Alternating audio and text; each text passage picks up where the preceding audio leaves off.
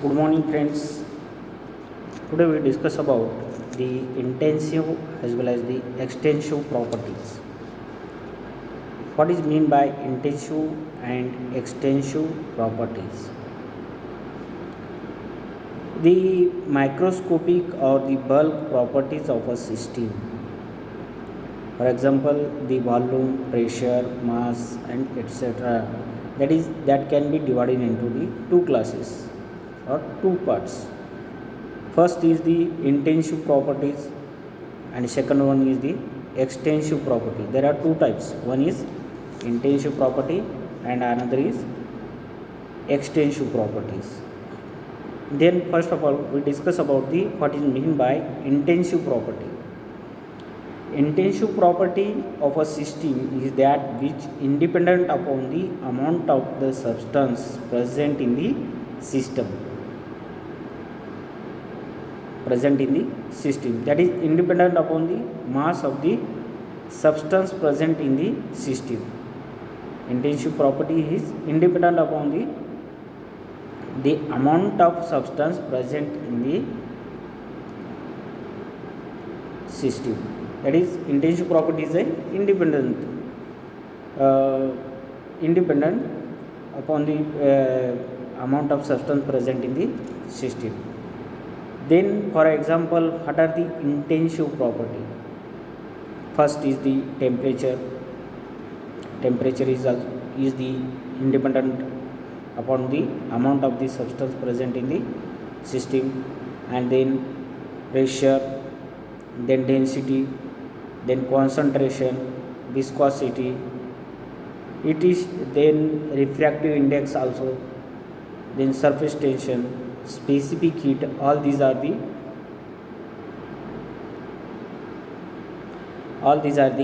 intensive properties. Intensive property, that is the independent upon the amount of substance present in the system. And then we discuss about the extensive property. What is mean by extensive property? Extensive property, that is depends upon the amount of the substance present in the systems. Then a property, extensive property, we discuss about the extensive property. A property that depends upon the property that does depends on the quantity of matter present in the system. Quantity of matter present in the system is called extensive property. For example, extensive properties are the volumes, number of moles, enthalpy, entropy, and then mass and Gibbs free energy. All these are the extensive property, that is depends upon the amount of substance present in the system. For example of the extensive properties is volume, number of moles, enthalpy, entropy, mass and Gibbs free energy. All these are the examples of extensive properties. Then process and their types.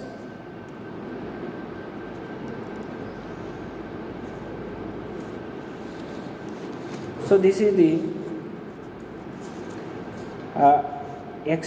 intensive and the extensive properties. Then common properties of the system, process and their systems. When the thermodynamic system it changes from one state to the another state, the operation is called, that is the process. The thermodynamic system changes from one state to the another state, that is state of the matters or the substances, that is the solid, liquid and gases. The operation is called a process. When a system changes from one state to the another state, it is accompanied by the change in the energy. In the case of one system, there may be change of matter as well. There are the different following types of the process of systems. First is the isothermal process. isothermal, iso means same, thermal means the thermodynamic temperatures, isothermal. The process is said to be isothermal if the temperature of a system is remains constant. If the temperature of the system is remains constant during each state of process.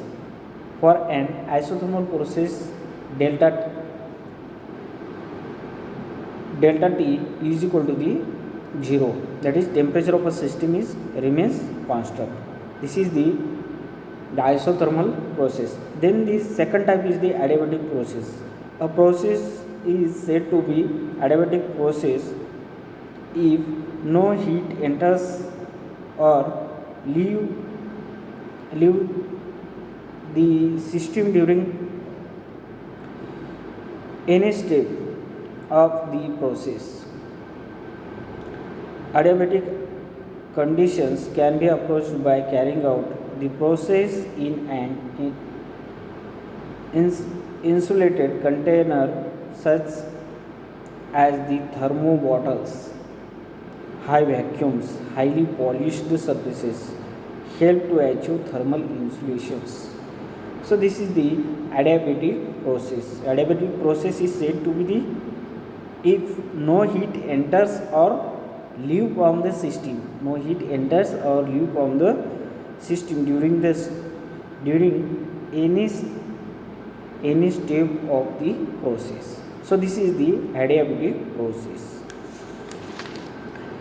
And in the adiabatic process, for an adiabatic process, that is the delta Q is equal to the dq is equal to the 0. Then the next type is the isobaric process. Isobaric process, iso means same, that is the constant pressure. The process in which takes place at the constant pressure is called the isobaric process. Isobaric processes and heating of water its boiling point and its vaporization takes place at the same atmospheric pressure is an example of isobaric process. For example, anisobaric process, that is capital P is equal to 0. This is the isobaric process. Isochoric process, a process in which the volume remains constant. Isochoric process, that is the volume remains constant, is known as the isochoric process. The heating of a substance in a non-expanding chamber. The heating of a substance in a non-expanding chamber is an example of isochoric process. For example, that is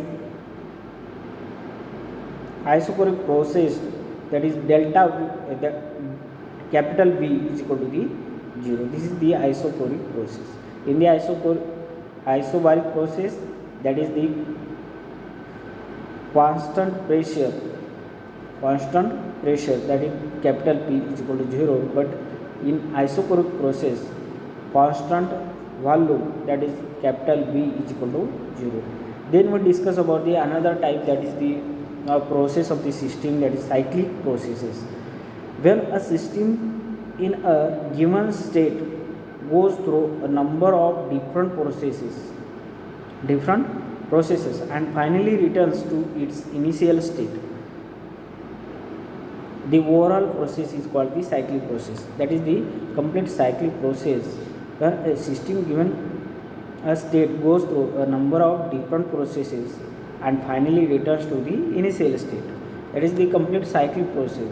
The overall, this process is called the cyclic process.